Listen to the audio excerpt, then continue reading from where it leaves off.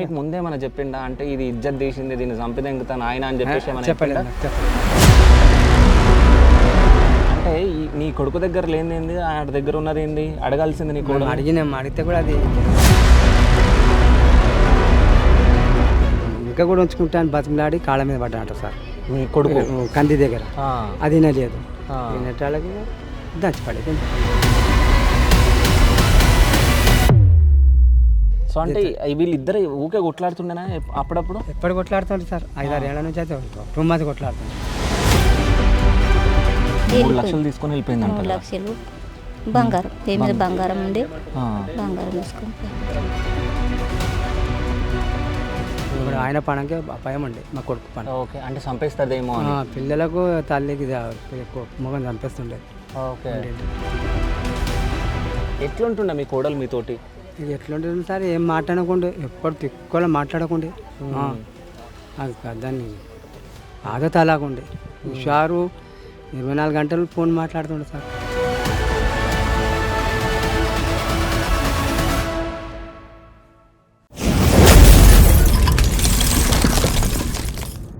Hi, welcome to Shiva studios. నేను మీ Shiva Chowdary. So Zaheerabad దగ్గర ఒక సంఘటన జరిగింది, మీ అందరికీ తెలుసు.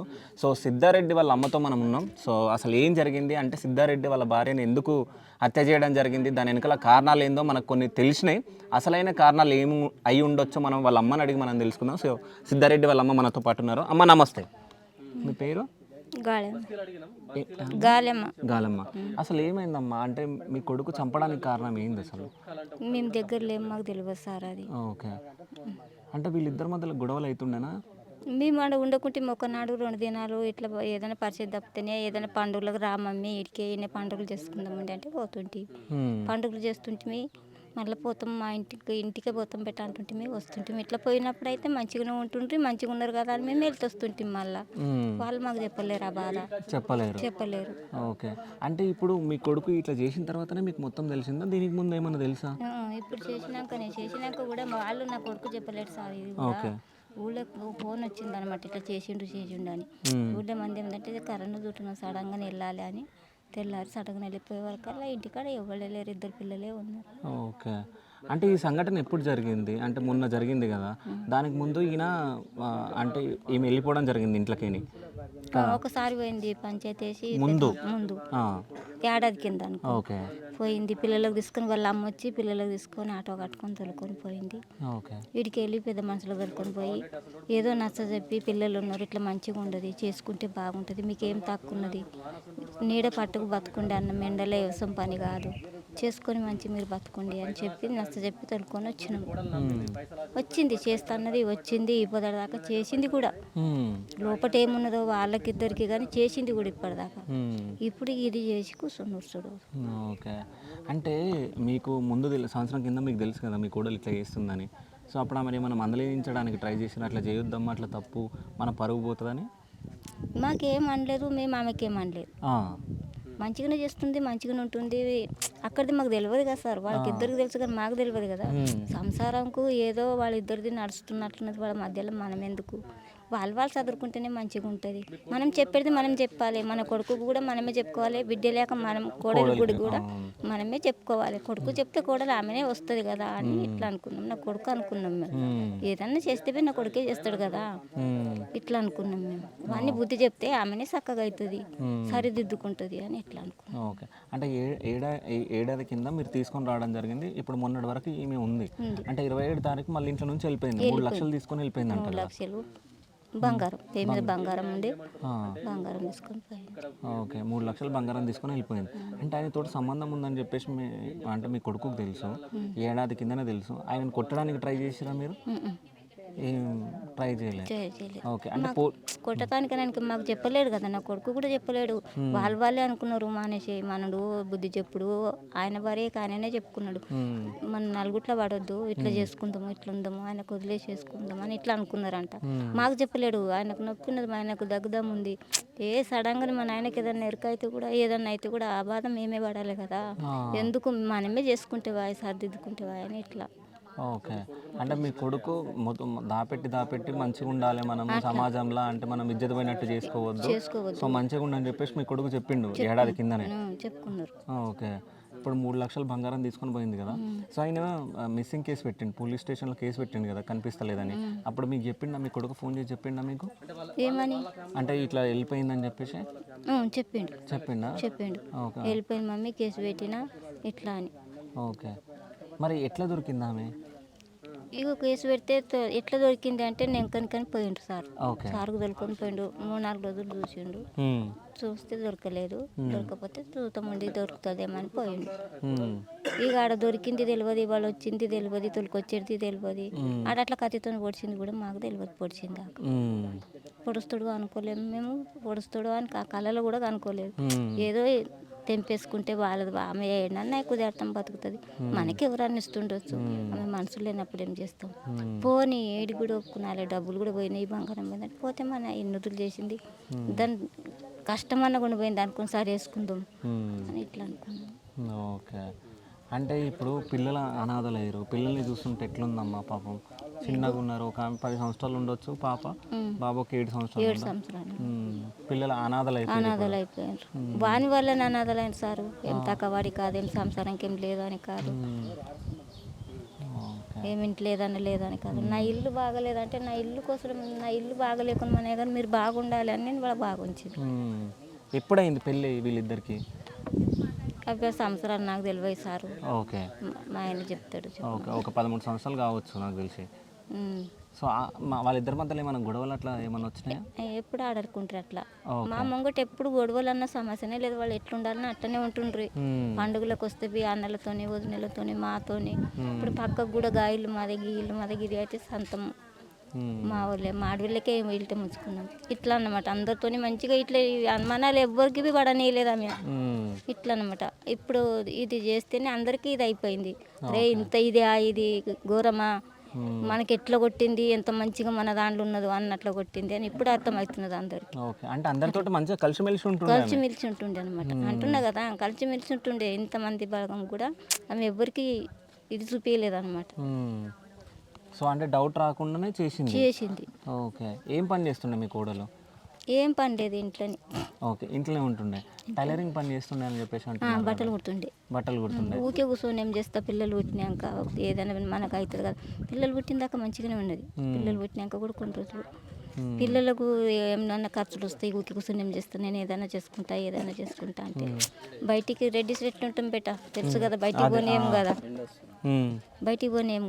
బయటికి పోతే రెడ్డిస్లు మా భార్య ఇట్లా బయటికి పోతుంది అంటారు. వద్దు కవిత, ఇంట్లోనే ఏదైనా మిషన్ పెట్టుకో, కుట్టుకో అని మిషన్ తెప్పించి బట్టలకు మిషన్ కుట్టిపించాడు. ఓకే, సో అంటే ఈ పానీపూరి బండి పెట్టాలని చెప్పేసి ఎప్పుడు అనుకున్నాడు? ఎన్ని సంవత్సరాల నుంచి నడిపిస్తుండే మీ కొడుకు? పానీపూరి అంటే 2-3 ఏళ్ళు ఆయన. ఓకే, దానికి ముందే గప్చుప్పులు కార్ఖానేస్తుండే. పానీపూరి చేసి కార్ఖానాలో చేసి పుడలు ప్యాక్ చేసి అమ్ముతుంటే మందికి బండ్లకి వేస్తుండే, ఆ పని చేసిండు ఫస్ట్. ఓకే, సో అంటే ఇప్పుడు మీ కోడలు ఇట్లా చేస్తుందని చెప్పి మీకు ఎప్పుడు తెలిసిపోయింది? ఆయన 3-4 ఏళ్ళు అయ్యా సార్. 3-4 ఏళ్ళు అయిందా? మన పవన్ కుమార్ రెడ్డి ఫోటో చూపించిండు మా కొడుకు. ఆడ అపార్ట్మెంట్లు ఉంటాయి, ఆడ మోరి దగ్గర 4-5 అంతరాల అపార్ట్మెంట్ ఉన్నది, ఆడ చూపించిండు నాకు. ఇట్లా అవుతున్నది ఆయన అంటే, ఇక సంసారం ఉన్నదా అట్లా చెయ్యు, పిల్లలు మంచిగా భవిష్యత్తు ఖరాబ్ అవుతుంది అని ఇంత దాకా ఓపింది సార్. ఇప్పుడు ఆయన పనకే అపాయం ఉండే మా కొడుకు పని. ఓకే, అంటే చంపేస్తుందేమో, పిల్లలకు తల్లికి మొగం చంపేస్తుండేది. ఓకే, ఎట్లుంటుండే మీ కోడలు మీతోటి? ఇది ఎట్లుంటుంది సార్, ఏం మాట్లాడకుండా, ఎప్పుడు తిక్కువలో మాట్లాడకుండే, దాన్ని ఆదత అలాగుండే.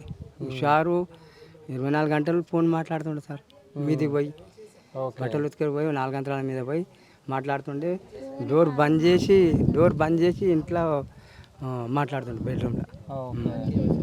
ఇక నేను ఎప్పుడైనా గప్చూలకు పోతే సార్ 5-10 నిమిషాలకు తీస్తుండే డోర్ తీసి, అప్పుడు గప్చూర్ పాకెట్లకు అటు పోతుంటే కదా, పోతే తీస్తుండే. ఇప్పుడు 24 గంటలు ఫోన్లోనే పిచ్చి అయిపోయింది అది. ఫోన్లోనే. ఇప్పుడు పవన్ కుమార్ రెడ్డి అనేవాడు ఫోన్లోనే. ఈడు పవన్ కుమార్ రెడ్డి అనేటోడు ఎట్లా పరిచయం కావచ్చు? ఏం 3-4 ఏళ్ల నుంచి ఫోన్లోనే పరిచయం అంట సార్. ఫోన్ ప్రైలా దొరికి. ఓకే, అంటే ఇప్పటి వరకు ఎన్ని పైసలు ఖర్చు పెట్టవచ్చు మీ కోడలు ఆయనకి? మస్తు పెట్టింది సార్, లెక్క ఏమున్నది. మా కొడుకు కూడా మస్తు 60-70 లక్షలు లాస్ అయిపోయాడు. ఇక్కడ భూమి అమ్ముకున్నాడు, పొలం ఉండి 1,05,00,000కి అమ్ముకున్నాడు. అలా 60-70 లక్షలు మందికి బాగులు కట్టేసి లాస్ అయిపోయాడు. వాడు కూడా చనిపోయానికి తయారైంది. నేనే అమ్మి పెట్టిన భూమి నా పేరు ఉండి అమ్మి తీసుకోపోతే మంచిగా ఉండి అని చెప్పిన నేను. సో అంటే వీళ్ళిద్దరు భార్య భర్తలు ప్లాట్ తీసుకున్నాడు సార్ 30 లక్షలు. బోర్ వేసిండు, బోర్ దించిండు ఒక నాడు దించి కడదామంటే అది జంప్ అయిపోయింది పెండ్లాం.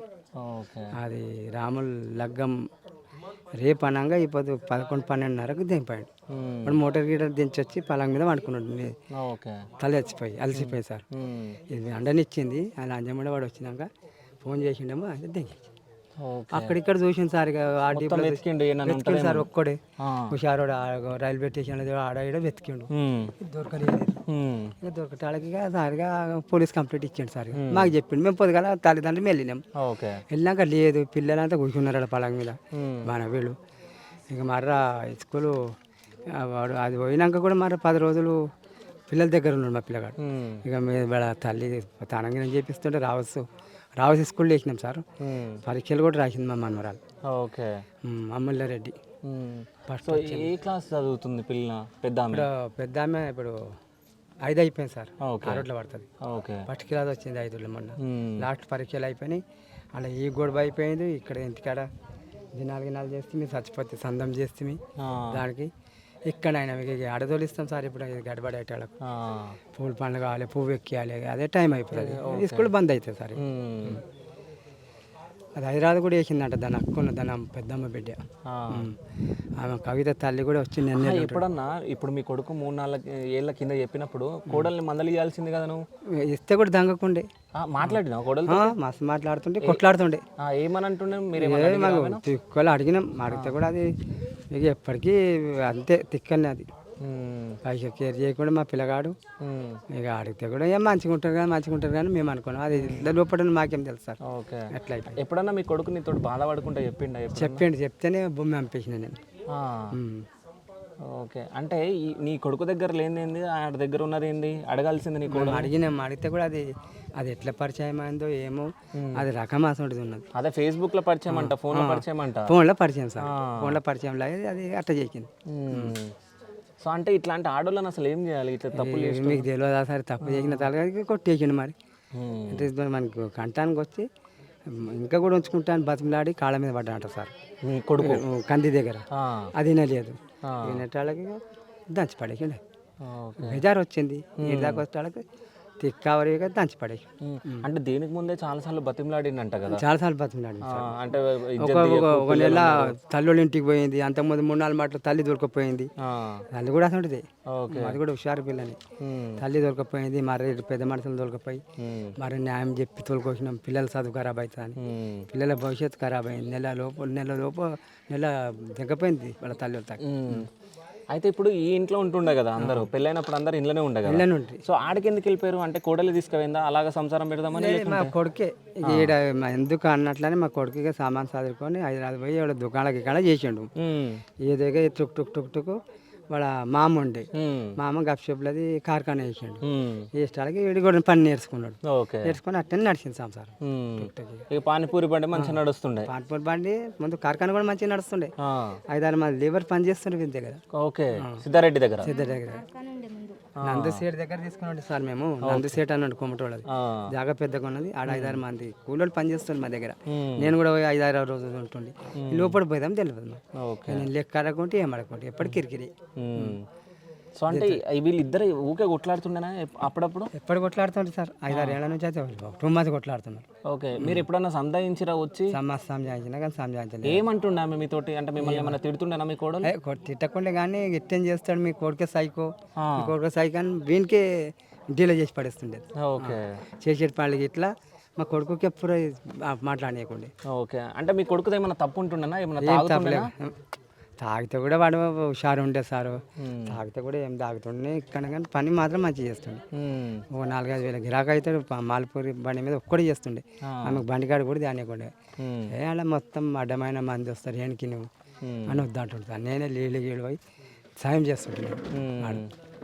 ఓకే, సో అంటే ఈ సంబంధం ఎట్లా వచ్చింది మీ కొడుకుకి అంటే అంటే మా చిన్న బామ్మది నిజామాబాద్ ఉండే సార్, నాకు 5 మంది బామ్మది ఇక్కడ జాంపాడు బీదర్.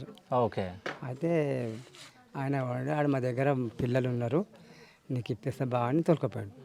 తోలుకపోయి ఇక వాళ్ళు అంతా కొత్త పని చేస్తుండే నిజామాబాద్లో, వీళ్ళది కార్ఖానే ఉండేనట్టు సార్. అట్లా పరిచయం ఆగి పోయేటాళ్ళకు సంబంధం మా బామ్మడి కొడుకు చూపించాడు. చూపి ఇలా బాగున్నదని చేసినాం సార్. 2014లో అయింది. ఏంటి అయింది దగ్గర. ఓకే. ఇంట్లోనే అయింది. ముంగండి అయింది. పందిరికి తిండే చేసిన. ఓకే.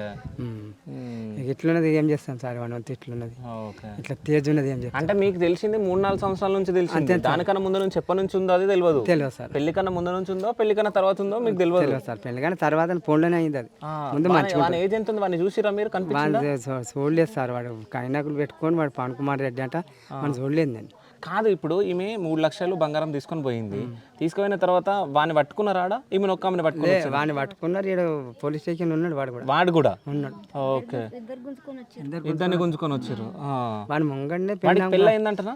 పెళ్ళి అయిందట సార్. వాడికి కూడా పెళ్ళి అయిందట. సో ఆడ పెళ్ళని మోసం చేస్తాడు, ఈడ ఈమె మొగని మోసం చేస్తాడు. వాడు బయటికి గుంజుతేనే తెలుస్తుంది, ఉన్నది లేనిది బయటికి గుంజుతేనే తెలుస్తుంది. ఏ ఊరోడు? ఏడుంటాడు వాడు జడ్చెల్ అన్నట సార్. జడ్చెల్ దగ్గర. ఓకే. అంటే వేరే ఊరు అయినా ఈడికి వచ్చినా లేకుంటే సొంత ఊరే జడ్చెల్లనా? జడ్చెల్ అన్నట. ఓకే.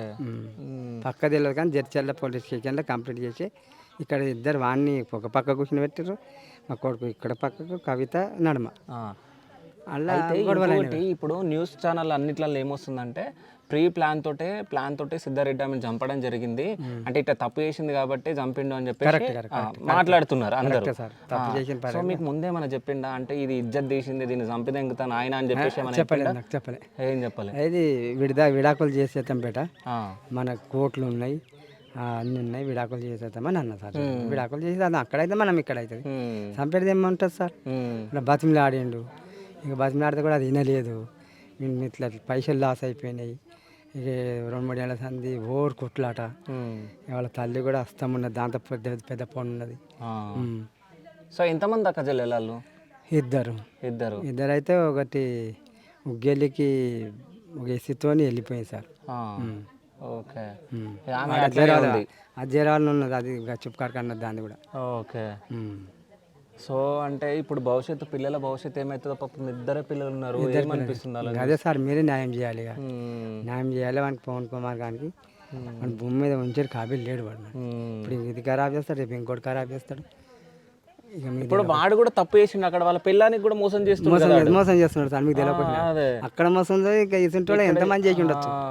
ఇప్పుడు సమాజంలో ఇవన్నీ ఇట్లా నడుస్తున్నాయి పెద్ద అయినా, అంటే మీకు పెళ్ళైనప్పుడు మీరు అప్పుడు ఉన్నప్పుడు ఇట్లాంటి లేకుండా సార్ ఇప్పుడు అవుతున్నాయి. ఇప్పుడు మీరు కూడా నేను అంటున్నా కదా, మీరు చెప్పు అంటే మేము చూడలేము, మాకు తెలియదు. మా పిల్లలు కూడా మాకు ఇసుంటి నేర్పలేరు, ఇది ఇట్లా ఇట్లా అని. మీరు ఎట్లున్నారో అప్పట్లేక అట్లనే ఉండి ఇసుంటి ఉన్నవి కూడా ఏం చేయలేరు, మీరు ఏది అందుకోలేరు ఇట్లా. సిద్ధారెడ్డి ఇక పెద్ద కొడుకేమో జల్దీ పుట్టాడు. అది 82లో 7th క్లాస్ నేను. 82లో అయితే అప్పుడు 5 లగ్గమైంది సార్. ఓకే. మీరు పెళ్లి చేసుకున్నప్పుడు ఇవన్నీ లేవు, ఇవన్నీ కథలు ఇవన్నీ లేవు, ఇట్లాంటివి వింటుంటే ఏమనిపిస్తుంది? ఇప్పుడు ఏం చేస్తావు, ఇక నాకే దమాక్ ఖరాబ్ అవుతుంది సార్.